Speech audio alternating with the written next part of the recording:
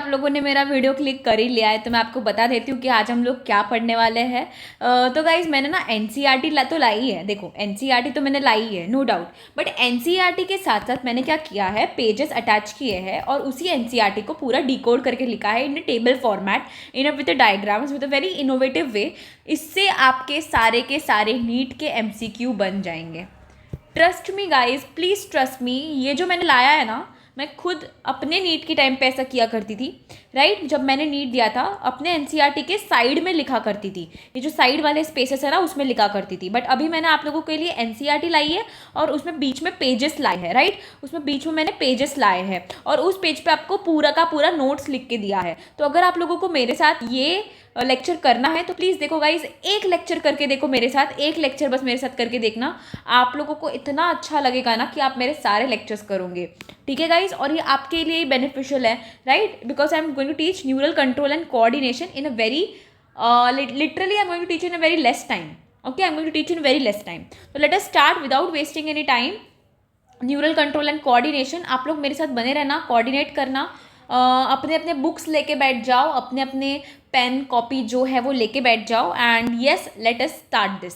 Okay, now start करने से पहले मैं आप लोगों को न्यूरल कंट्रोल एंड कोऑर्डिनेशन का बता देती हूँ। ठीक है, पहले हम लोग ये नोट्स पढ़ेंगे, नोट्स को समझेंगे, उसके बाद हम लोग एनसीईआरटी अपनी पढ़ेंगे। ठीक है guys, okay, now let us start. We have neural control and coordination. तो इन ह्यूमन बॉडी में दो सिस्टम है। एक तो आपके पास है न्यूरल सिस्टम और दूसरा है आपके पास endocrine system. We all know this. Okay, so in human body we have two types of system. We have neural system and we have endocrine system. Neural system मतलब क्या, जिसमें आपके न्यूरॉन्स आ गए, और दूसरा है एंडोक्राइन सिस्टम मतलब क्या, ये आपके हार्मोन रिलीज करेगा। ठीक है, ये दोनों भी कोऑर्डिनेट करेंगे, इंटीग्रेट करेंगे सारे एक्टिविटीज़ को, तभी हमारे सारे फंक्शन अच्छे से सिंक्रोनाइज्ड वे में चलेंगे। ठीक है, अच्छे से सिंक्रोनाइज्ड वे में चलेंगे। ना what do you mean by coordination? Coordination is nothing but the process by which two और more organ interact and complement the function of one another. NCERT के डेफिनेशन से ये सारे करने पड़ेंगे आपको। ठीक है, ये सब नीट में पूछे जाते हैं, एनसीईआरटी में दिए हैं ये सब। Right, so please do this. What do you mean by coordination? Process through which two or more organs will interact with one another and will complement the function of one another. And in human body we have neural system, endocrine system. They both will coordinate and integrate all the activities together in a coordination manner. Then we have neural system, endocrine system. इसमें वही है, neural system में क्या है, neurons है, और इसमें क्या है, ग्लैंड्स है। इसमें क्या करेगा, ग्लैंड्स अपने हार्मोन्स ब्लड में रिलीज करेंगे and blood then will act on the target cells. And here the neuron, okay, neuron will generate the impulses and will transmit the impulses to another neuron.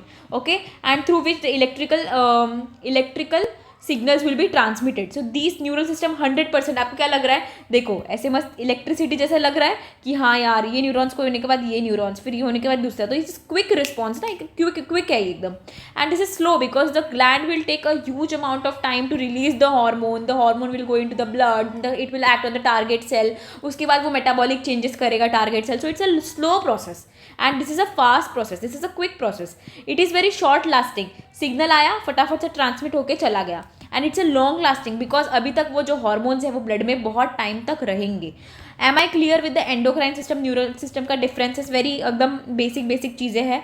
चलो आगे बढ़ते हैं। Neural system, अब what is compose of neural system? 100% we have the two important thing, okay, that is the neurons as well as we have, okay, now see, neural system. Now the neural system is composed of neurons. The neural system is composed of neurons. Now can you please name me the parts of neurons according to जितना आपको पता है? yes ma'am, हमें इतना तो पता है कि ये जो ब्रांचेस निकल रहे हैं इसे हम डेंड्राइट्स बोलते हैं। ओके, क्योंकि बहुत सारे ब्रांचेस है तो डेंड्राइट्स। अगर एक ब्रांच की बात करूँगी तो डेंड्रॉन। ठीक है, ये जो गोल सा दिख रहा है सेल बॉडी, इसको बोलते हैं सेल बॉडी साइटॉन। ओके, ये जो दिख रहा है इसको बोलते हैं एक्सॉन। ये है एक्सॉन टर्मिनल, एक्सॉन टर्मिनल, और ये है आपका एक्सॉन बल्ब। ठीक है, एक्सॉन बल्ब। तो आई थिंक आप लोगों को ये पूरा एक्सॉन का, ये न्यूरॉन का ये समझ गया। तो अब न्यूरॉन क्या करेंगे, दे विल डिटेक्ट दस कि कोई स्टिमुलस है क्या। So these dendrites will detect the stimulus because they have receptors on them. So the dendrites have receptor on them. So dendrites have receptor on them. Hence they will detect and transmit the impulses to the cell body. So the cell body will receive the impulse and transmit it through the axon to the other another neuron. So you understood detect, receive and transmit the impulses and signal. Are we clear till this? Okay. Now let us come to the human neural system. Human neural system कुछ नहीं करना है, आप आपकी NCERT ले लो और बस mark करते जाओ, क्योंकि मैंने यहाँ पे जो लिखा है वो इंपॉर्टेंट ही है, या फिर आप आपके एनसीईआरटी के साइड में लिख लो, ठीक है। कुछ ज़्यादा मत करो, कोई नोट्स वोट्स मत बनाओ, बस सुनो, ठीक है। So the neural system is compose of neurons which will detect, मतलब ये डेंड्राइट्स डिटेक्ट करेंगे because they have receptors, dendrites will detect, then cell body will receive the impulse and transmission through the axon. Now human neural system is composed of CNS and PNS. CNS मतलब क्या, आपका सिर्फ brain and spinal cord, आपका सिर्फ brain and spinal cord is your central nervous system. And what is peripheral nervous system? Can you see, ये spinal cord है और ये ब्रेन है, ये स्पाइनल कॉर्ड से ही नर्व्स निकलेंगे, राइट। ये स्पाइनल कॉर्ड से आप नर्व निकलते हुए देख रहे हो, ये नर्व्स निकलते हुए देख रहे हो, यही नर्व्स को बोलते हैं पेरिफेरल नर्वस सिस्टम. जो नर्व्स सेंट्रल नर्वस सिस्टम से निकलते हैं, जो ब्रेन एंड स्पाइनल कॉर्ड से निकलते हैं नर्व्स, उसको बोलते हैं peripheral nervous system. So we have two types of nervous system, we have central nervous system and PNS मतलब peripheral nervous system. Peripheral, okay, sorry मैंने ये पूरा नहीं लिखा, it's peripheral nervous system. So human neural system is divided into two parts. We have the central nervous system, we have peripheral nervous system. In central nervous system that is brain and spinal cord, okay, can you appreciate this figure? And ये spinal cord से ही निकलने वाले periphery में जो जाएंगे ना, periphery में जो नर्व जा रहे हैं, okay, this will B constituting of your peripheral nervous system. Okay, peripheral nervous system. अब यहाँ पे भी दो तरह के नर्व्स होंगे. एक तो होगा एफरेंट नर्व, जो क्या करेगा एफरेंट नर्व यहाँ से सिग्नल लेके जाएगा कहाँ तक? स्पाइनल कॉर्ड तक. यहाँ से सिग्नल लेके जाएगा कहाँ तक? स्पाइनल कॉर्ड तक. मतलब from organ to the CNS, from organ to CNS. Afferent ऊपर की तरफ जा रहा है ना, from organ tissue to the CNS. And efferent मतलब क्या? CNS मतलब स्पाइनल कॉर्ड या ब्रेन से जो इम्पल्सेस नर्व्स के थ्रू ऑर्गन पे आएंगे, that will be your efferent. Okay, so from CNS to tissue और ऑर्गन. सो यू अंडरस्टूड ना. ह्यूमन न्यूरल सिस्टम जो है उसको हमने दो पार्ट्स में डिवाइड किया. एक तो है CNS central nervous system, brain and spinal cord. एक है PNS पेरिफेरल नर्वस सिस्टम. इसमें भी दो तरह के नर्व्स होंगे. एक तो होगा एफरेंट नर्व, दूसरा होगा इफरेंट नर्व. एफरेंट नर्व क्या करेगा? फ्रॉम टिश्यू या ऑर्गन से CNS तक सिग्नल लेके जाएगा. और इफरेंट क्या करेगा? फ्रॉम CNS टू टिश्यू और organ. I hope you are clear with this. Then we are dividing PNS into again two parts, somatic and autonomic. क्योंकि we know that they are carrying the impulses from CNS to organ to CNS. तो जो CNS से skeletal muscle में लेके जाएगा उसको हम बोलेंगे somatic. CNS से कहाँ लेके गया? skeletal muscles में लेके गया. ओके, उसको. और जो और autonomic मतलब क्या? जो involuntary organs और smooth muscles में लेके गया. जैसे आपके cardiac muscle, it's an involuntary muscle. Cardiac muscle is an involuntary muscle. आप थोड़ी बोलते हो कि आज मैं खाना नहीं खाऊंगा.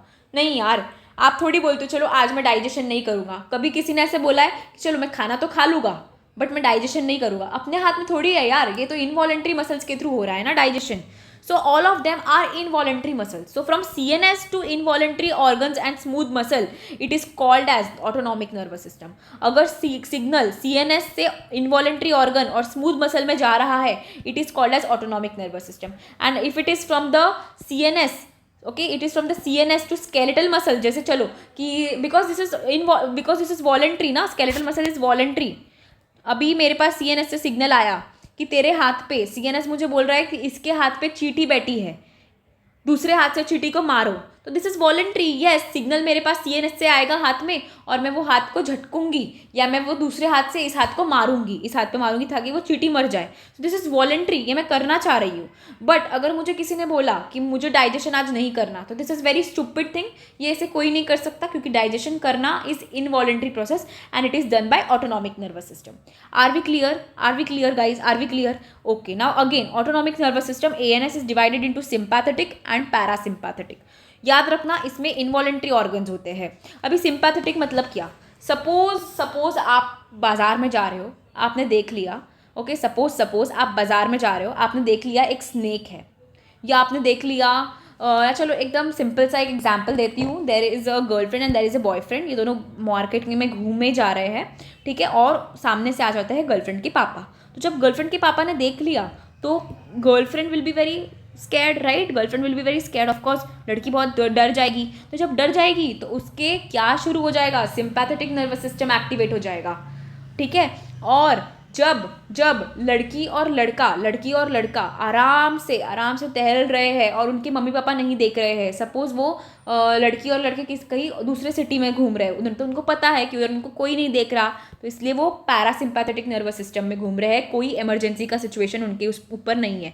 So during emergency what activate, sympathetic nervous system, and during non emergency situation what will activate, parasympathetic nervous system.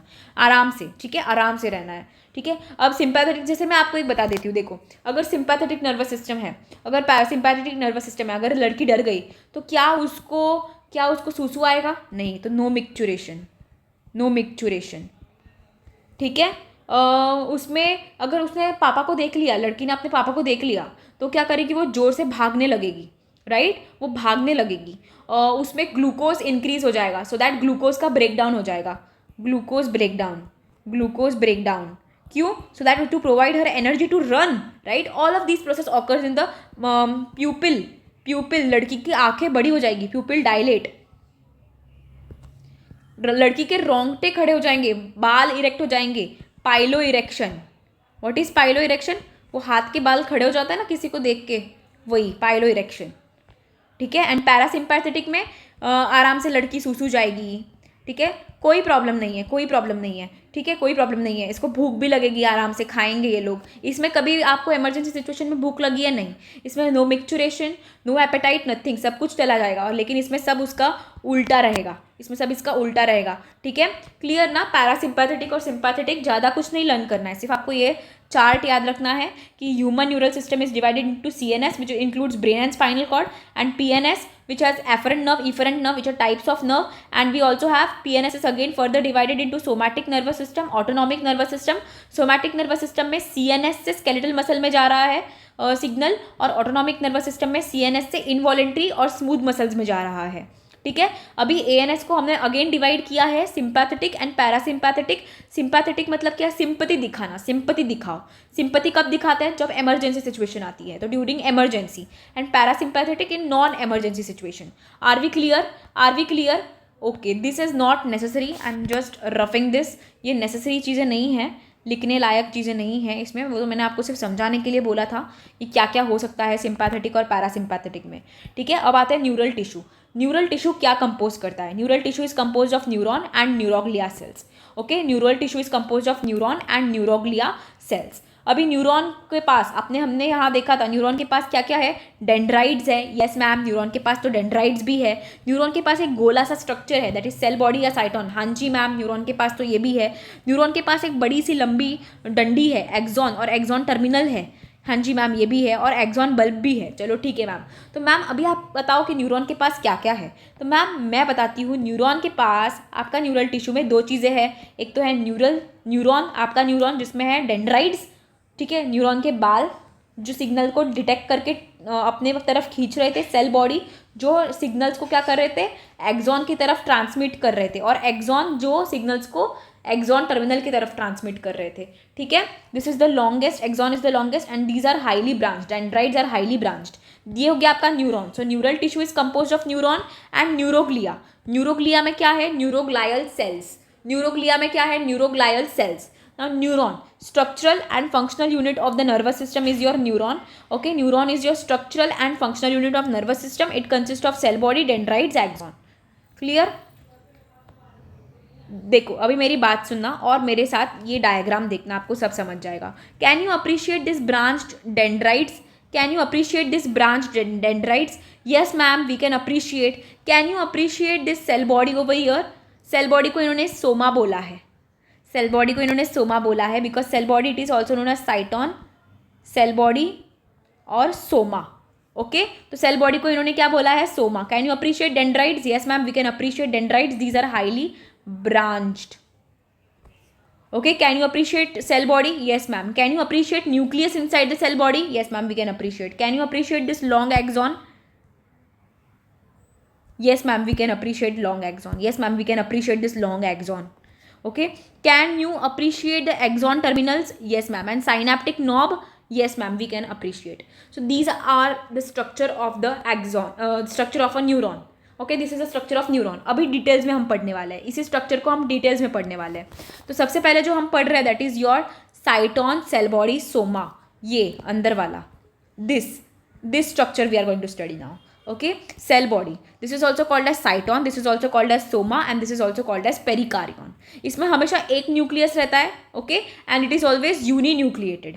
इसमें सारे सेल ऑर्गेनल्स रहते हैं, इसमें, लेकिन सेंट्रियोल को छोड़ के, क्योंकि अगर सेंट्रियोल नहीं है ना यहाँ पे, क्योंकि सेंट्रियोल यहाँ पे नहीं रहता, there will be no division, because यहाँ पे क्या नहीं है, सेंट्रियोल नहीं है. मेरे साथ साथ रिपीट करना, क्योंकि यहाँ पे एक न्यूक्लियस है, it's is uninucleated. All cell organelles are present except centriole. Because centriole नहीं है, there will be no division. कभी आपने देखा है न्यूरॉन्स को डिवाइड करते हुए? नहीं, न्यूरॉन्स कभी डिवाइड नहीं करते. ऐसे तो फिर सबके पास बाई मिलियन कितने सारे न्यूरॉन्स होंगे. ऐसा नहीं होता, न्यूरॉन्स कभी डिवाइड नहीं करते. फिर किसी को की तो मेमोरी स्काई रॉकेट हो जाएगी. ऐसे नहीं होता ना कभी. किसी की मेमोरी, आपको पता है, किसी की मेमोरी एकदम स्काई रॉकेट से भी ऊपर हो जाएगी. नहीं, वैसे नहीं होता यार, क्योंकि न्यूरॉन्स डिवाइड ही नहीं करते. ठीक है, देन अभी देखना, आपने ये सेल बॉडी और न्यूरॉन्स के अंदर छोटे छोटे ग्रैन्युलर स्ट्रक्चर्स देखे हैं. Can you appreciate this granular structures in the dendrites as well as the cell body? Okay, can you appreciate these small structures in the cell body and the dendrites are what we called as the Nissel's granules, Nissel's granules are also present. Okay, now what are these Nissel granules? Nissel granules are nothing but they are formed by, these are granular structure which are present in the dendrites and cyton. Okay, Nissel granules are present in dendrites and cyton, and these are granular structure which are produced by endoplasmic reticulum, ER, plus ribosome. Okay, ribosome which are called as Nissel's granules. Then आते हैं दूसरे process पे, cell process. इतना ही याद रखना था आपको, साइटोन में इतना ही याद रखना है, कौन से ऑर्गेनल्स है, कौन से ऑर्गेनल्स नहीं है, कितने न्यूक्लियस है, Nissel's granules. उसके बाद आते हैं दूसरे स्ट्रक्चर पे, this is your axon. Axon पढ़ने से पहले एक बार अपन डेंड्रॉन पढ़ लेते हैं. कुछ नहीं है, डेंड्रॉन में क्या होगा, these are the small branched processes. Okay, branch processes है, इस पर रिसेप्टर रहेंगे सो दैट ये सिग्नल को रिसीव कर सके. Okay, the stimuli and the produce the centripetal conduction. Why centripetal conduction? Centripetal conduction मतलब क्या, कि ये सिग्नल को डिटेक्ट करेंगे और ट्रांसमिट करेंगे towards axon. Hence it is called as centripetal conduction towards the axon. Hence it is called as centripetal conduction. Okay, dendron का समझ गया, nothing but branched structure have the Nissel's granule and receptor are found on the dendrite. So the dendrite receive the stimuli and produce the centripetal conduction towards the cell body. Then we have axon. Now what is axon? Axon are the longest cell process of cyton. Axon are the longest cell process of the cyton. Are we clear? Longest danda. Okay, axon is covered by a membrane called as axolemma. Okay, now Nissel granules are absent in the axon. Nissel's granules are absent. Very important point. The children will do mistake here. Please keep in mind. 5-star point. This is 5-star point. Nissel's granules are absent in the axon. Nissel granules are absent in the axon. Okay, nerve impulses travel from the cell body से centrifugal, okay,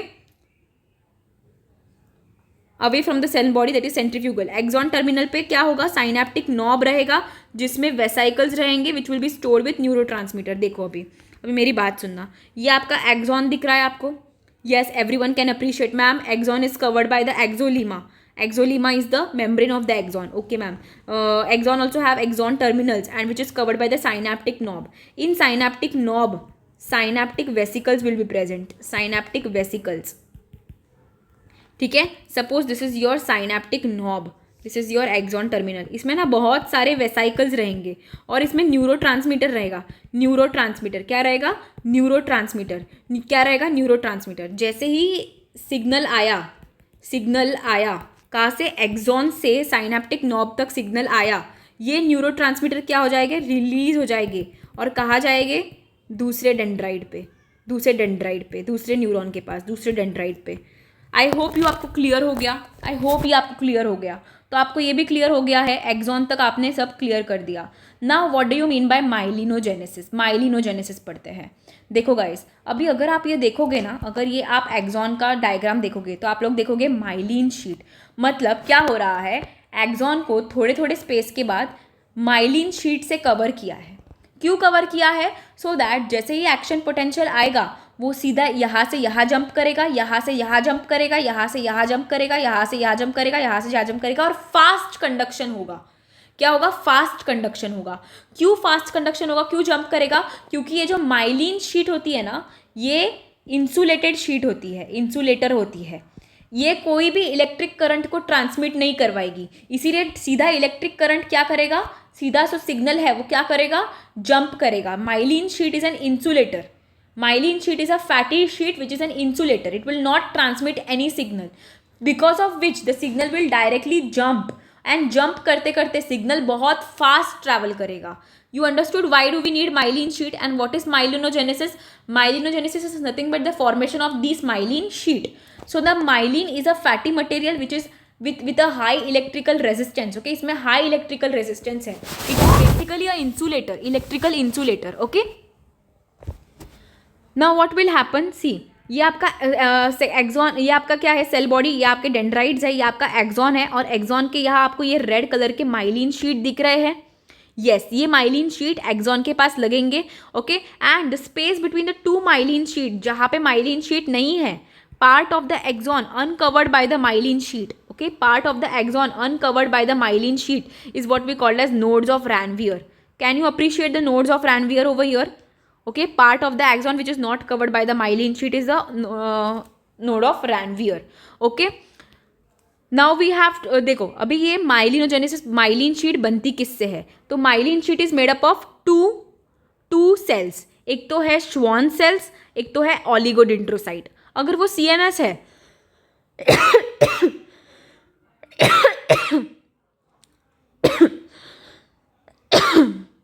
sorry guys, अगर वो CNS है तो oligodendrocyte बनाएगा. अगर brain और spinal cord में के न्यूरॉन्स में बन रहा है तो ओलिगोडेंड्रोसाइट बनाएगा.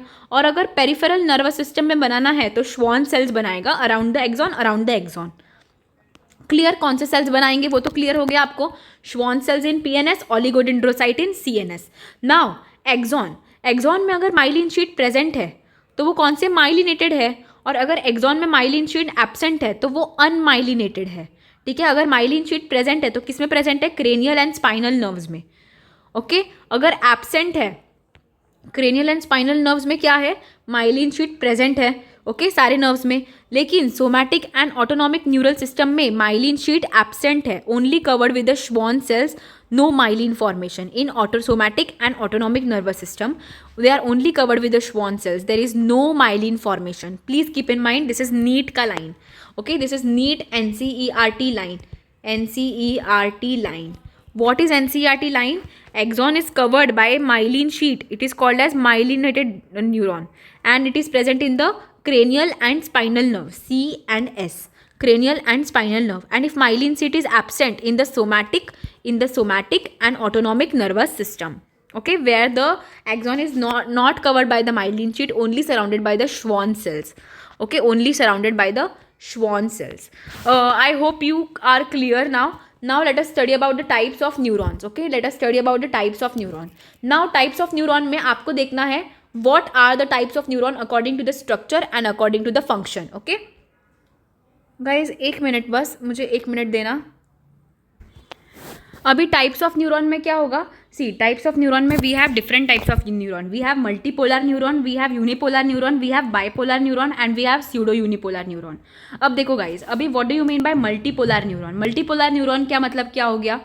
मल्टीपोलर न्यूरॉन का मतलब क्या हो गया कि मल्टीपोलर में अपने नॉर्मल न्यूरॉन जिसमें बहुत सारे डेंड्राइड्स होते थे, एक एक्सॉन होता था और अगेन एक्सॉन का टर्मिनल होता था, सिंपल. अभी व्हाट इज यूनिपोलर न्यूरॉन? सिर्फ एक ही पोल है इसमें, यहाँ पे डेंड्राइड्स नहीं होगा, सिर्फ एक ही एक्सॉन रहेगा, that is unipolar neuron. Okay, unipolar neuron. So multipolar neuron में एक एक्सॉन है, many dendron and one axon, hence it is multipolar. बहुत सारे पोल्स है इसके, और most of the neurons of the vertebrates are the multipolar neuron. Then we have unipolar neuron जिसमें there are no dendrites, only one, एक ही पोल है इसलिए यूनिपोलर, और वो एक पोल कौन सा है, एक्सॉन, ठीक है। और ऐसा न्यूरॉन किस में देखने मिलता है, एम्ब्रियो में, नर्वस सिस्टम ऑफ एम्ब्रियो, छोटा बेबी जो मम्मा के पेटू के अंदर होता है ना, नर्वस सिस्टम ऑफ एम्ब्रियो में, ठीक है। देन वी हैव बाइपोलर, अब इसमें दो पोल्स रहेंगे, दो पोल मतलब क्या होगा, एक एक्सॉन रहेगा और एक डेंड्रॉन रहेगा, एक एक्सॉन रहेगा और एक डेंड्रॉन रहेगा, दैट्स इट, एक डेंड्रॉन रहेगा, एक एक्सॉन रहेगा, दो process, one axon one dendron. और ऐसे बाइपोलर, बाइपोल मतलब दो पोल, एक डेंड्रॉन एक एक्सॉन। और ऐसे बाइपोलर न्यूरॉन कहाँ देखने मिलेंगे आपको, रेटाइना में देखने मिलेंगे। कहाँ देखने मिलेंगे, रेटाइना के बाइपोलर न्यूरॉन लेयर में, ठीक है, रेटाइना के। Then we have pseudo unipolar. अब आपको इसमें लगेगा कि मैम इसके मुझे लग रहा है दो पोल्स है, नहीं, ऐसा नहीं है। इसके आपको देखने मिलेगा कि यहाँ पे literally there is only one pole, and ये एक पोल से ही अराइज हो रहा है दूसरा पोल, इसीलिए इसको क्या बोलते हैं, pseudo unipolar. Okay, there is only one pole, but from this one pole only the second pole is also arising. Here from the cell body the two poles were arising, okay, but here from the cell body only one pole is arising, and another pole is arising from this pole, not from the cell body, hence it is called as pseudo unipolar. Okay, and it is present in the dorsal root ganglia of the spinal cord. Again एक बार मैं types of neurons बता देती हूँ. We have multipolar जिसमें बहुत सारे dendrites है, एंड एक एक्सॉन है. ये कहाँ दिखता है, मोस्ट ऑफ द वर्टिब्रेट्स में. एक सेल बॉडी है, एक एक्सॉन है, no dendron, only one axon, one pole. ऐसा कहाँ दिखता है, एम्ब्रियो में दिखता है. यहाँ पे दो पोल्स, बाइपोलर, रेटाइना में दिखता है. अब ये आपको लगेगा कि ma'am this is bipolar. No, this is not bipolar. You can see this is unipolar, but it is called as pseudo unipolar. Because why pseudo, because आपको दिखेगा तो बाइपोलर जैसे, बट इसका नाम है स्यूडो यूनिपोलर क्योंकि यहाँ पे सिर्फ एक ही पोल है, लेकिन ये जो दूसरा पोल है ना, ये इस पोल से जनरेट हो रहा है. अभी यहाँ पे भी दो पोल्स है, बट ये पोल सेल बॉडी से जनरेट हो रहा है, ये पोल सेल बॉडी से जनरेट होता है. बट इसमें क्या हो रहा है, यहाँ पे सेल बॉडी से सिर्फ एक ही पोल जनरेट हो रहा है, बल्कि जो दूसरा है ना वो इस पोल से जनरेट हो रहा है. इसीलिए this is pseudo unipolar and it is found in the dorsal root ganglia of the spinal cord. I hope you understood all of these and please learn those example. These are NEET favourite, examiner favourite. Okay, then we have types of neuron on the basis of function. We have sensory neuron जो sensory organ से CNS तक information लेके जाएगा. Motor neuron जो CNS से effector organ तक लेके जाएगा information. And then we have inter neuron और interconnecting neuron. Okay, they will release the neuro transmitter and they will be stimulatory neuron और इनिबिटरी न्यूरॉन. अभी देखना, अभी सपोज एक एग्जाम्पल देती हूँ कि मैंने अपने आँखों से देखा. मैंने अपने आँखों से क्या देखा, मैंने अपने आईज से देखा कि oh my god, there is literally a snake. So मेरे eyes is a sensory organ. मेरे आईज से इंफॉर्मेशन कहाँ जाएगी, CNS. ओके, एंड मैं वहाँ से भागूंगी. तो जो सेंसरी ऑर्गन से इंफॉर्मेशन CNS में गई वो कौन लेके गया, सेंसरी न्यूरॉन. ठीक है, अब CNS से वापस कहाँ जाएगा, CNS से जाएगा स्केलेटल मसल में, so that my I will run. So CNS से स्केलेटल मसल में, देखो सेंसरी ऑर्गन से CNS में कौन लेके आया, ऊपर, अपवर्ड, मतलब आपका कोई भी सेंसरी ऑर्गन ले लो, आईज से ऊपर ब्रेन में गया तो ऊपर गया ना, फिर CNS से वापस स्केलेटल मसल में नीचे आया, तो कौन CNS से कौन लेके आया, that is your motor neuron. This is going to be your sensory and this is going to be your motor. Clear? You understood the difference between the motor neuron and you understood the difference between the sensory neuron. Okay, now let us come to the inter neuron, normal neuron. अभी देखो, अभी normal neuron क्या करेगा, अपने neuro transmitter, synaptic vesicles में उसके neuro transmitters रहेंगे. Neuro transmitters can be stimulatory also, मतलब वो दूसरे न्यूरॉन को स्टिमुलेट भी कर सकते हैं या वो दूसरे न्यूरॉन को इनिबिट भी कर सकते हैं. अगर न्यूरो ट्रांसमीटर में एसिटाइल कोलिन है, नॉर एपिनेफ्रिन, नॉर एड्रेनालिन, ये तो रटने वाला है, ये रट लो बेटा.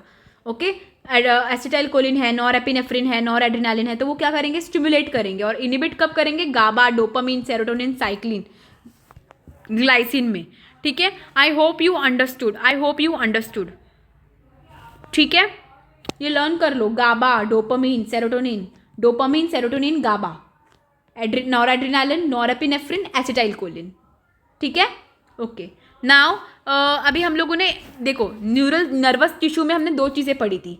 एक तो था नर्वस टिश्यू में पढ़ने जैसा कि एक तो हमारा न्यूरॉन और दूसरा हमारा न्यूरोग्लाया. मैम आपने ये न्यूरोग्लियल सपोर्टिंग सेल्स के बारे में तो बोला ही नहीं. यस बच्चा, अभी बताने वाली हूँ. Let us talk about the neuroglial cells. These are nothing but these are the supportive cells. These are nothing but these are what, these are supportive cells. Central nervous system and peripheral nervous system के अलग अलग sales होते हैं. पहला तो है astrocyte. ये आपको स्टार शेप सेल दिख रहा है, स्टार शेप. कुछ नहीं करेगा, ये क्या करेगा, maintain the blood brain barrier controlling the level of neuro transmitter around the. So this will only do the maintain. Astrocyte is going to maintain the blood brain barrier. Blood brain barrier को maintain करेगा. Okay, blood brain barrier को maintain करेगा. Now you will ask ma'am what is blood brain barrier. तो suppose this is your blood vessels and this is your brain. Suppose this is your brain and inside this is your blood vessels. So what will this astrocyte do? They will form the covering around these blood vessels. They will form covering around these blood vessels so that कोई भी toxin brain से, sorry कोई भी toxin जो है blood vessels में बहुत सारे टॉक्सिन्स आते होंगे, तो कोई भी टॉक्सिन ब्लड वेसल्स से बाहर ब्रेन में ना आ पाए. इसीलिए this astrocyte will form a covering around the blood vessels, between the blood vessels and brain, and they will maintain a blood brain barrier. This is a blood brain barrier. Clear? blood brain barrier मतलब क्या, blood vessel और brain के बीच में barrier लगा दो with the help of astrocyte so that कोई भी toxin जो blood में घूम रहा है वो brain में ना पहुंच सके. सिंपल. ये कौन करता है, स्टार शेप एस्ट्रोसाइट. कौन करता है ये, star shape astrocyte. Then we have ependymal cells. Ependymal cells, simple. Ependymal cells ये क्या करेगा, they will produce cerebrospinal fluid. We all know ventricles, जो ब्रेन के वेंट्रिकल्स होते हैं उसमें क्या होता है, cerebrospinal fluid. Line the spinal cord and ventricles of the brain and they will produce cerebrospinal fluid. Then we have oligodendrocyte. We have already learned the function of oligodendrocyte is to produce the myelin sheet around the axon in the CNS. And microglia, these are phagocytic cells. Brain के immune cells है. अगर कोई दिखा pathogen आया है तुरंत से phagocytosis कर लेंगे, microglia. So central nervous system में we have studied about the 4 cells. Ma'am first is our astrocyte. Okay, these are star-shaped cells and they form the blood-brain barrier. Ma'am, second we have learned about the ependymal cells. They form the cerebrospinal fluid in the ventricles of the brain. The ma'am third is the oligodendrocyte. Ma'am, they form the myelin sheet around the axon in the CNS. And the fourth is the microglia. Ma'am, these are the phagocytic cells. Whenever they see any pathogen or whenever they see any dead cell, they will remove it by phagocytosis. So this 4 cells, okay. And then we have in peripheral nervous system 2 cells. What are the 2 cells? We have satellite cells and we have Schwann cells. Okay. Now what are the satellite cells and what are the Schwann cells? Okay, the satellite cells are nothing but they will surround the neuron cell bodies. Okay, neuron cell body को surround करेंगे and regulate the release of the neurotransmitter. This is not that much important. Important क्या था, ये 4 cell and ये Schwann cell. This is not that important. Don't do this. Do learn this Schwann cell. अभी क्या कर रहा था, ये भी माइलिन शीट बना रहा था. कहाँ पे, PNS में, पेरिफेरल नर्वस सिस्टम में माइलिन शीट बना रहा था. याद है आपको वो वाला स्लाइड जब मैंने बताया आपको, राइट? ओके, तो now we have completed with most of the introduction part up till here we have completed. एक बार मैं आपको रीड करके दिखा दूँ. Yes, as you know, the functions of the organ and the organ system in our body must be coordinated to maintain the homeostasis. Coordination is a process through which 2 or more organ interact and complement the function of one another. We have already included this definition. Coordination is a process through which one or more organ interact and complement the functions of one another. For example, when we do physical exercise, the energy demand ये नहीं करना है. Okay, the energy demand is increased for maintaining and increased muscular activity. The supply of oxygen is also increased. The increased supply of the oxygen necessitate an increase in the rate of respiration, heartbeat, blah blah blah blah. This अभी सीधा इधर आओ. In our body, the neural system and the endocrine system jointly coordinate and integrate all the activities of the organs so that they function in the synchronized manner. The neural system provide an organized network of point-to-point connection for a quick coordination, and the endocrine system provide chemical integration through the hormone. ये difference में मैंने बताया था आपको, right? I have already covered this in difference. In this chapter, you will learn about the neural system of the human mechanism and ठीक है.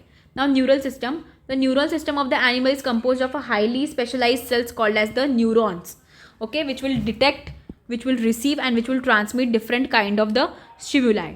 Now human neural system. Human neural system is divided into two parts. We have the CNS and we have the PNS. We all know CNS, PNS. CNS में क्या आएगा? Brain and spinal cord. PNS is again divided into somatic and autonomic. Somatic and autonomic. PNS. Again, autonomic is divided into sympathetic and parasympathetic. We have already learned this. Okay, apart from it PNS में क्या होगा? Efferent fibres और efferent fibres रहेंगे. Efferent fibres जो brain जो organ से spinal CNS में, और CNS से ऑर्गन में इफरेंट फाइबर्स. ओके, इफरेंट देखो, जो ऑर्गन से CNS में और जो CNS से ऑर्गन में, that will be your efferent fibres. Okay, now the CNS include the brain and the spinal cord and the site of the so basically this CNS is the site of information processing and control. Okay, the PNS comprises of all the nerves of the body. Okay, CNS से associated nerves होंगे. The afferent nerve fibers transmit the impulses from the tissue or the organ to the CNS, as we all know, and the efferent fiber transmit regulatory impulses from the CNS to the concerned peripheral tissue or organ. Again, PNS is divided into somatic and autonomic. Somatic में क्या रहेगा?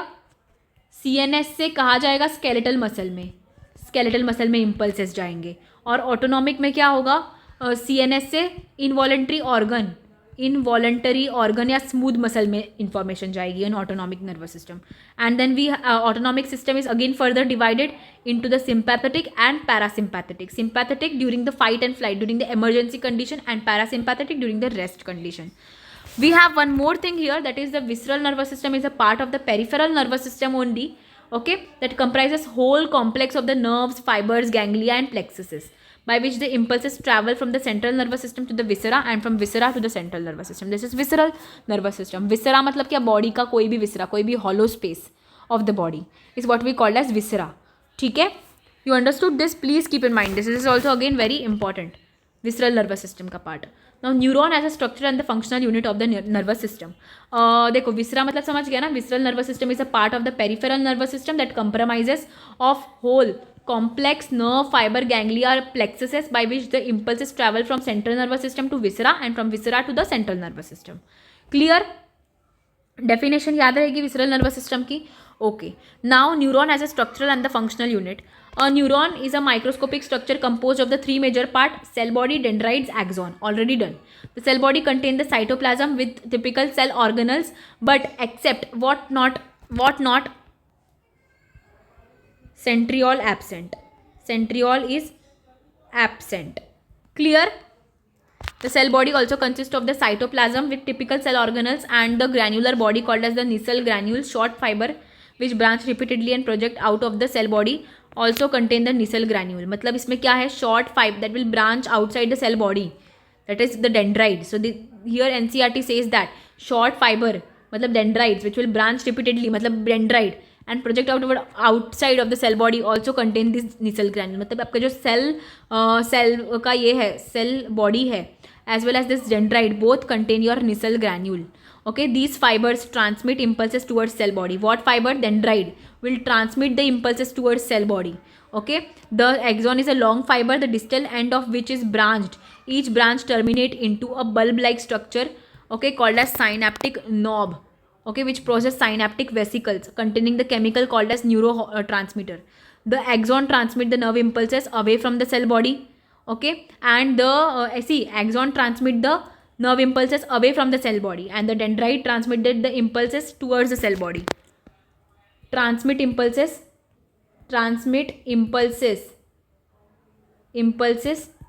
towards cell body, and axon transmit impulses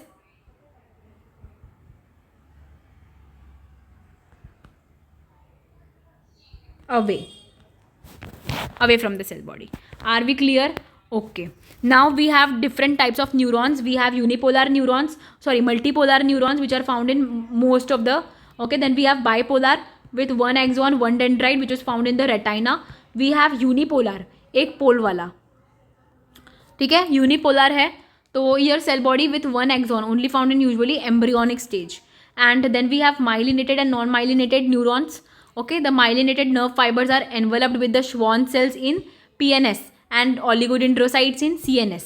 Okay, and the space between is called as the nodes of Ranvier. Okay, myelinated nerve fiber किस में रहते हैं? Spinal and cranial nerves. Okay, yeah, myelinated nerve fibers are present in the spinal and the cranial nerve, and unmyelinated nerve fibers is enclosed by a Schwann cells that does not form the myelin sheet around the axon that is commonly found in the autonomic and the somatic nervous system. See, सारे lines हम लोगों ने NCERT के already cover कर चुके हैं. ठीक है. Now generation and conduction of the nerve impulses. Now we will do this generation and conduction of the nerve impulses. Okay, now what is the generation and the conduction of nerve impulses. पहले मेरी एक बात ध्यान रखना guys, देखो. Okay, now we will learn about the generation and the conduction of nerve impulses. Guys मेरी एक बात सुनना. सेल बॉडी से एक्सॉन में जा रहा है, एक्सॉन से आगे बढ़ के साइनैप्स में साइनैप्टिक नर्व तक जा रहा है. तो ये सिग्नल ट्रांसमिट कैसे हो रहा है? सिग्नल ट्रांसमिट कैसे होगा? Because of the change in the yes, change in the ions के चेंज की वजह से ट्रांसमिट होगा. याद रखना, सिग्नल ट्रांसमिट एक कॉन्सेंट्रेशन ग्रेडियंट के अकॉर्डिंग होता है. अभी हम लोग वो पढ़ने वाले हैं कि कैसे सिग्नल ट्रांसमिट होगा. ठीक है, कैसे सिग्नल ट्रांसमिट होगा. याद रखना, सिग्नल कैसे ट्रांसमिट होने वाला है वो पढ़ रहे हैं, प्लीज़ थोड़ा ध्यान से पढ़ना. ठीक है, बहुत ईजी है. पहला है रेस्टिंग फेज, दूसरा है एक्साइटिंग फेज एंड तीसरा है रीपोलराइजेशन. ये 3 फेजेस आपको मास्टर करने हैं. क्या करना है? मास्टर करने हैं. पहला है रेस्टिंग फेज. ठीक है, देखो हम बोलते हैं कि सिग्नल आ रहा है, बट वो सिग्नल क्या है यार? सिग्नल क्या है? Signal is nothing but change in the ions, positive charge, negative charge, इनका चेंज होने की वजह से सिग्नल आगे बढ़ता है. ठीक है, समझा आपको? ओके, अभी देखना, पहले तो है आपके पास रेस्टिंग फेज. ठीक है, पहला फेज कौन सा है? Resting phase. पहला फेज कौन सा हम पढ़ रहे हैं? Resting phase. अब रेस्टिंग फेज में क्या होगा? रेस्टिंग फेज में ना हमेशा याद रखना है, अंदर की तरफ आपके पास होगा निगेटिव और बाहर की तरफ रहेगा positive. This is resting membrane potential. एकदम रेस्ट, कोई भी सिग्नल ट्रांसमिट नहीं होगा, कोई भी एक्शन पोटेंशियल जनरेट नहीं होगा. एकदम मेम्ब्रेन, आपकी जो एक्सॉन है, axon at rest. Axon is at rest with negative charge inside and positive charge outside and inside. It is at rest minus 70 millivolt. Why? Because there is a negative charge inside. तो जब at rest रहेगा axon जब rest में रहेगा तो ma'am ये negative charge अंदर कैसे आ रहा है? From where is this negative charge coming? You will ask that, no? See, the potential difference across the membrane at rest is what we call as resting membrane potential. बाहर positive, अंदर negative, this is a difference, this is the potential difference. Okay, ये axon at rest है, कोई भी signal transmit नहीं कर रही है, इसलिए इसको बोलते हैं resting membrane potential. Important MCQ. Okay, the potential difference across the membrane at rest. Okay, I'm sorry. The potential difference across the membrane at rest is called as resting membrane potential, and it is minus 70 millivolt. ठीक है. Now from where is this negative charge coming? Negative charge कैसे आ रहा है? तो देखना, by active transport and bye passive diffusion. Active and passive की वजह से हो रहा है. अब ये कैसे हो रहा है देखना. सपोज ये एक्सॉन आपका रेस्ट पे है. एक नॉर्मल सी बात याद रखना, हमेशा मेम्ब्रेन के बाहर आउटसाइड सोडियम हमेशा ज़्यादा रहेगा. ठीक है, क्योंकि NaCl सर्क्यूलेट हो रहा होता है, राइट? तो सोडियम हमेशा ज़्यादा रहेगा बाहर और पोटेशियम हमेशा ज़्यादा रहेगा कहाँ? अंदर क्या ज़्यादा रहेगा? पोटेशियम. तो हमेशा याद रखना, सोडियम कहाँ ज़्यादा रहेगा? बाहर. और पोटेशियम कहाँ ज़्यादा रहेगा? अंदर. सोडियम कहाँ ज़्यादा रहेगा? बाहर. पोटेशियम कहाँ ज़्यादा रहेगा? अंदर. अब होगा क्या देखो, K+ ना, देखो अभी सपोज आपके पास है सोडियम पोटेशियम पंप. ये पंप के अंदर क्या होगा? 3 सोडियम बाहर जाएगा, 3Na+ बाहर जाएगा और 2K+ अंदर आएगा. अब आप बोलोगे ये प्रोसेस करते टाइम एक एटीपी यूज़ होता है, एक एटीपी यूज़ होता है ये प्रोसेस करते टाइम। आप बोलोगे मैम क्यों यूज़ हो रहा है? क्योंकि बेटा अंदर क्या ज़्यादा है, के प्लस ज़्यादा है, अंदर क्या ज़्यादा है, के प्लस ज़्यादा है, बाहर क्या ज़्यादा है, Na प्लस ज़्यादा है। अगर मुझे कैसे भी क्या करना है, अंदर की तरफ निगेटिव चार्ज लाना है, तो मैं ये सारा महाभारत करने वाली हूँ। ओके, मैं ये सारा करने वाली हूँ, मैं ये सारा क्या करने वाली हूँ, यस मैं ये सारा ये करने वाली हूँ मैं। ठीक है गाइस, तो अभी देखो अभी मैं क्या बोल रही हूँ, अभी मुझे क्या करना है, ये जो आपका मेम्ब्रेन है इसके अंदर मुझे क्या करना है, निगेटिव चार्ज डेवलप करना है। ये मेम्ब्रेन के अंदर मुझे क्या करना है, निगेटिव चार्ज डेवलप करना है। और अगर मुझे निगेटिव चार्ज डेवलप करना है तो मैं ये सारा प्रोसेस करूँगी।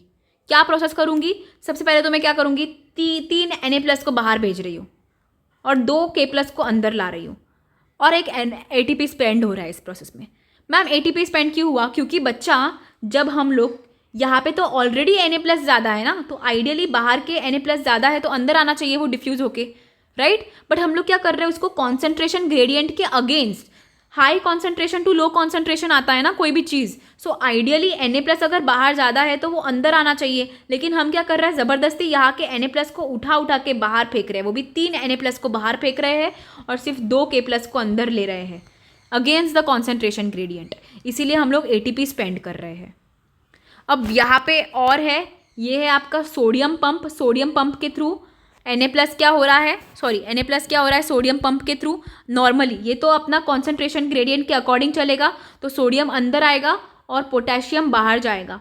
जो सबसे ज़्यादा है, सपोज पोटेशियम, ये नॉर्मल पैसिव डिफ्यूजन हो रहा है, यहाँ पे पैसिव डिफ्यूजन हो रहा है। क्या पैसिव डिफ्यूजन हो रहा है? आपका जो सोडियम है हाई कॉन्सेंट्रेशन से लो कॉन्सेंट्रेशन जा रहा है, और जो सोडियम जो है वो हाई कॉन्सेंट्रेशन से लो कॉन्सेंट्रेशन आ रहा है, और पोटेशियम हाई कॉन्सेंट्रेशन से low concentration. So this is along the concentration gradient, तो इसमें कोई भी एनर्जी स्पेंड नहीं होगी। ठीक है, तो ऐसे करते करते क्या हो जाएगा कि देखो 3 Na+ बाहर जा रहे हैं, मतलब 3 पॉजिटिव चार्ज बाहर जा रहे हैं, 3, और अंदर कितने आ रहे हैं, सिर्फ 2 positive charge. 3 Na+ is exchange with 2 K+, 3 Na+ is exchange with 2 K+, 3 Na+ is exchange with 2 K+। 3 Na+ को हमने किसके साथ एक्सचेंज किया, 2 K+ को, मतलब 3 चार्ज पॉजिटिव चार्ज बाहर जा रहा है, 2 पॉजिटिव चार्ज अंदर आ रहा है, तो -1 अंदर की तरफ -1 हो गया, क्योंकि यहाँ पे एक लॉस किया है हम लोगों ने एक पॉजिटिव चार्ज का। 3 पॉजिटिव को बाहर भेजा, एक अंदर, तो अंदर की तरफ -1 हो गया। ठीक है, अपार्ट फ्रॉम इट ये जो चैनल्स है ना जहाँ से सोडियम अंदर आ रहा है और पोटेशियम बाहर जा रहा है, इसमें भी याद रखना K+ आयन जो है ना वो बाहर ज़्यादा जा रहा है, और Na+ आयन का जो गेन अंदर हो रहा है वो कम है। K+ आयन का जो लॉस है ना वो ज़्यादा है रैदर देन Na+ आयन का gain. So because of which net positive हम लोग क्या कर रहे हैं, नेट अंदर क्या कर रहे हैं, निगेटिव चार्ज, क्योंकि हम लोग क्या कर रहे हैं, देखो Na+ को तो अंदर ला रहे हैं, मतलब एक पॉजिटिव चार्ज को अंदर ला रहे हैं, एक पॉजिटिव चार्ज को बाहर भेज रहे थे। लेकिन मैंने आपको क्या बोला कि जो K+ है वो ज़्यादा लॉस हो रहा है, मतलब ज़्यादा पॉजिटिव चार्ज लॉस हो रहा है, तो अंदर की तरफ नेट पॉजिटिव चार्ज कम हो रहा है, अंदर की तरफ इधर से भी नेट पॉजिटिव चार्ज कम हो रहा है, तो net loss of the positive ions, because of which negative charge हो जाएगा अंदर की तरफ। तो आई होप यू अंडरस्टूड कि एक्टिव ट्रांसपोर्ट से with the help of the sodium potassium pump and passive diffusion की वजह से of the sodium and the potassium across their own gradient, across the concentration gradient, इसकी वजह से क्या होगा, अंदर की तरफ निगेटिव चार्ज डेवलप होगा, that will be around -70 millivolt. Should I explain this to you one more time? Should I explain this to you one more time? Okay, I will explain. See, suppose guys this is your membrane. Membrane में आपके पास रहेगा एक sodium potassium pump. यहाँ से हम क्या करेंगे, 3 Na+ को बाहर भेजेंगे। What is happening?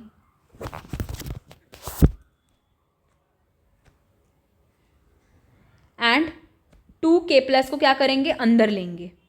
ठीक है, तो अंदर वापस हम लोगों ने क्या कर लिया, एक लॉस हो गया एक आयन का। हम 3 पॉजिटिव चार्ज बाहर भेज रहे हैं, 2 पॉजिटिव चार्ज अंदर ले रहे हैं, तो ऑलरेडी अंदर थोड़ा सा निगेटिव हो गया है।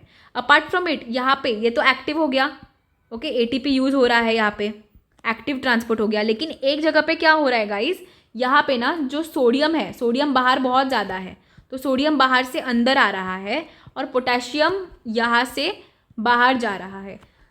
बट ये इक्वल नहीं है, ये इक्वल नहीं है, ये अनइक्वल है, क्योंकि पोटेशियम सबसे ज़्यादा बाहर जा रहा है, पोटेशियम सबसे ज़्यादा बाहर जा रहा है, पोटेशियम सबसे ज़्यादा बाहर जा रहा है।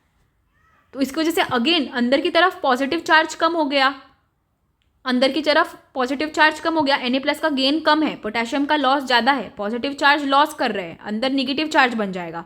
This is going to be your resting membrane potential. अंदर की तरफ पॉजिटिव, बाहर की तरफ पॉजिटिव, अंदर की तरफ negative. This will be your charge at rest. अंदर की तरफ निगेटिव निगेटिव निगेटिव, बाहर की तरफ positive positive positive. Are we clear? Are we clear? Resting membrane potential में कौन कौन से है? ओके, नाउ आता है एक्साइटिंग स्टेज। अब आता है एक्शन पोटेंशियल का जनरेशन होगा। अब होगा एक्शन पोटेंशियल का जनरेशन। अब क्या होगा बताओ? अब सोडियम पोटेशियम पंप बंद हो जाएगा, सोडियम पोटेशियम पंप बंद हो जाएगा और चालू क्या रहेगा?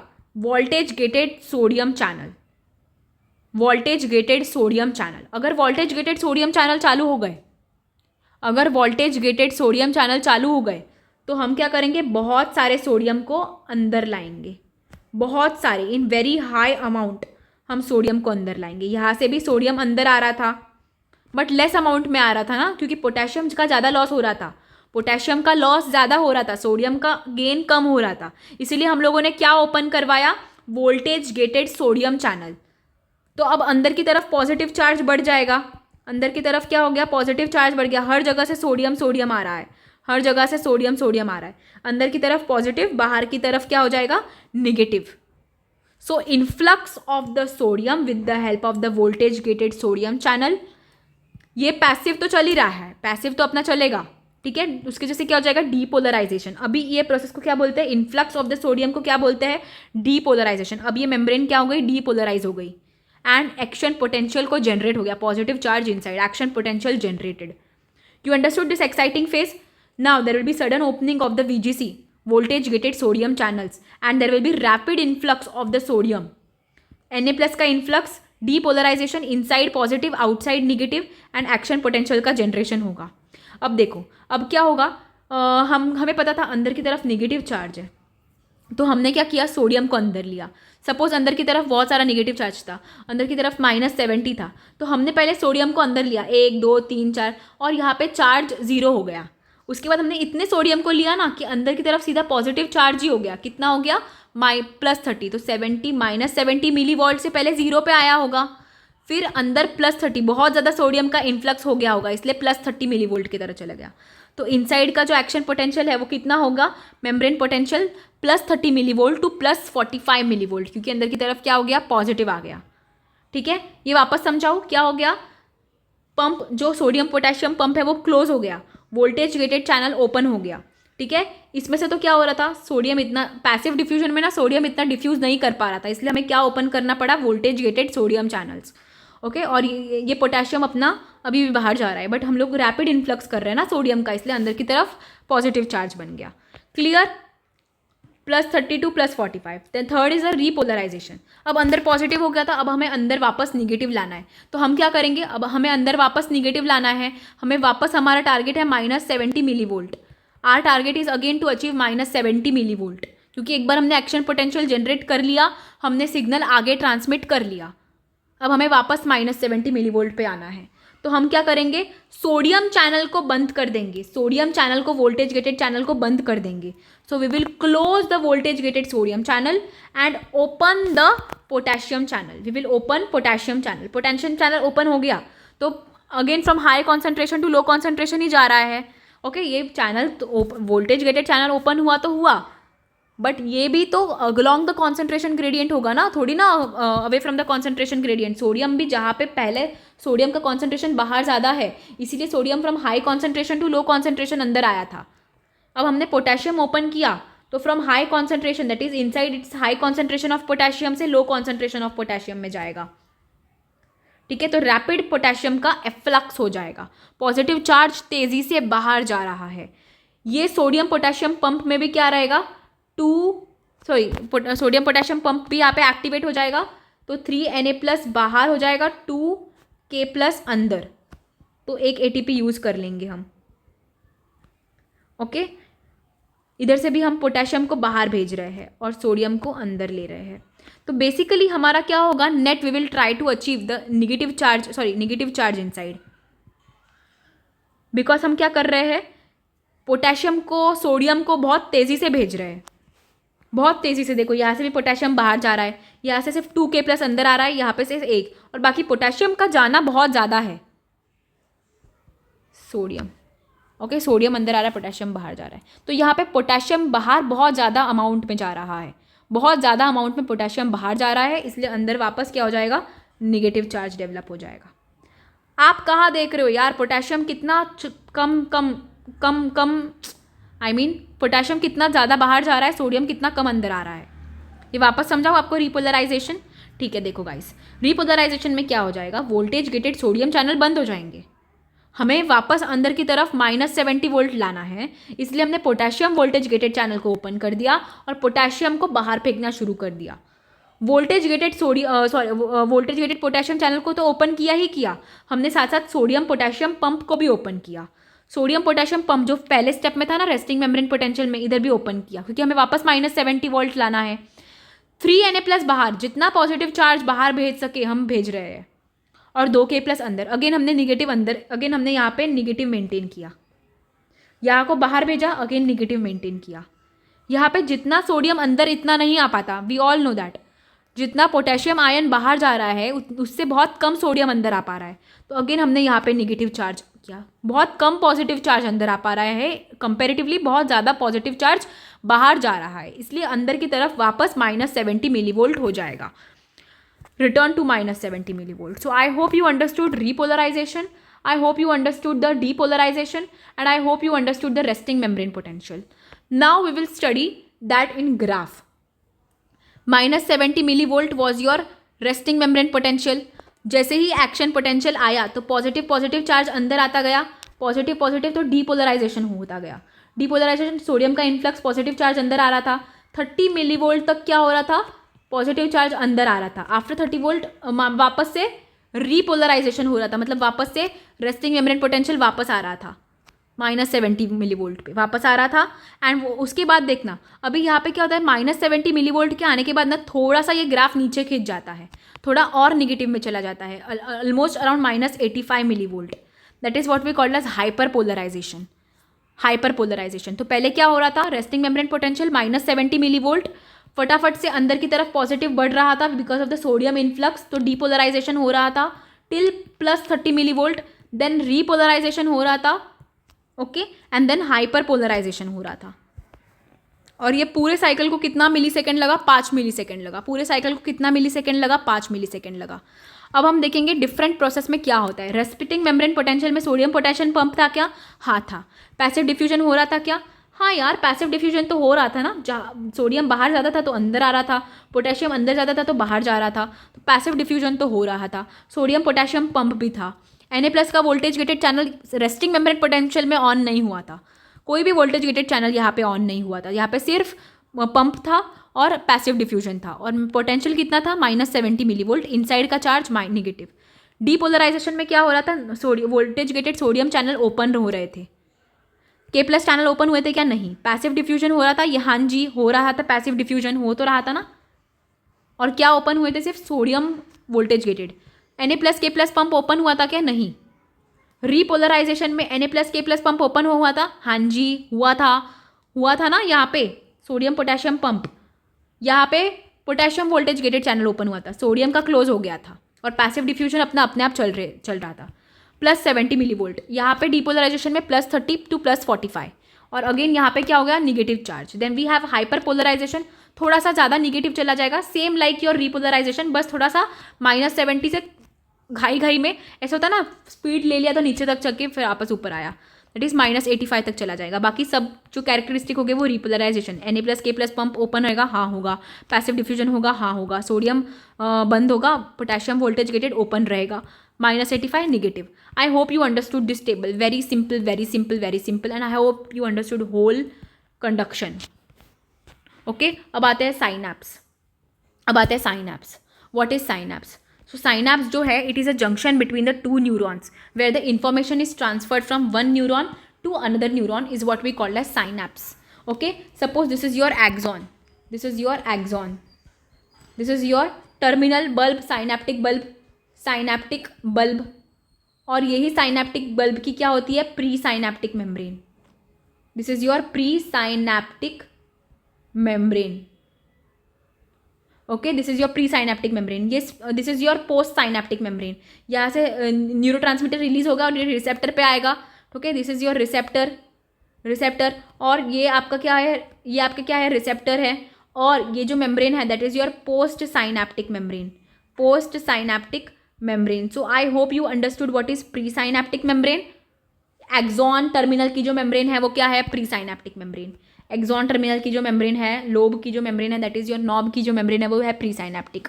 ये न्यूरोट्रांसमीटर जहाँ रिसेप्टर पे आके जुड़ेंगे, ये रिसेप्टर की जो मेम्ब्रेन है that is your post synaptic, जो न्यूरोट्रांसमीटर को कैच करने वाली है that is your post synaptic.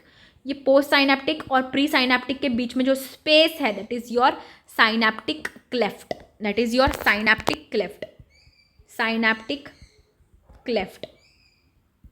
It's a space. It's a space between the presynaptic and postsynaptic membrane. Okay, you understood this? अब क्या होगा, सिग्नल आ गया, इधर ही बता देती हूँ. सिग्नल आया, सिग्नल आया, यहाँ तक सिग्नल पहुँचा, सीधा क्या हो जाएगा, कैल्शियम का इन्फ्लक्स, कैल्शियम का इन्फ्लक्स, कैल्शियम का influx press the synaptic vesicles. Synaptic vesicles को क्या करेंगे, प्रेस करेंगे. और उसके बाद क्या हो जाएगा, release of the neurotransmitter, release of neurotransmitter, neurotransmitter, release of neurotransmitter. This neurotransmitter will release and attach on the receptor. Okay, तो जैसे ही सिग्नल आया, सिग्नल जैसे ही आया, कैल्शियम का इन्फ्लक्स हुआ, कैल्शियम का इन्फ्लक्स हुआ, it will press down the synaptic vesicle. तो साइनेप्टिक वेसिकल जो है वो ओपन हो जाएंगे.